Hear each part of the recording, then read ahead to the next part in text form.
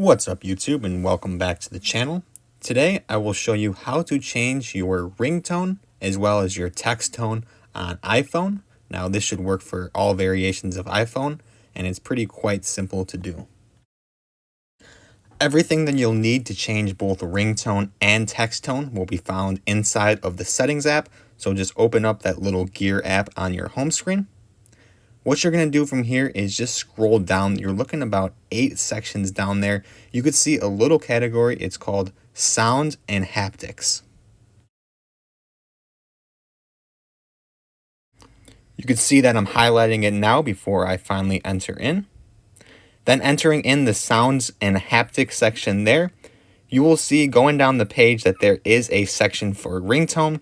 Click on that. Now for me, I have the default reflection ringtone, but you can see all sorts of different ringtones that they have available by default for you to use.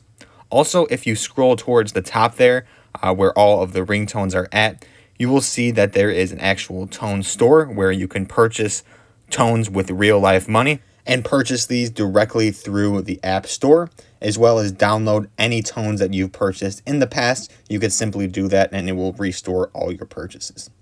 You will see right below the ringtone section that there is also a section for text tone. Like I said, it is pretty much the same exact layout as the ringtone. There's all sorts of different options that you could use for the text tone. And every time that you tap on the individual tones, it will play it for you so you have an example. So that's all up to you to just play around with it, find one that you like, and customize it to your own personal preference. And if you back out of the text tone section there, you could find all sorts of different customization options for the different sounds that you may hear from your phone.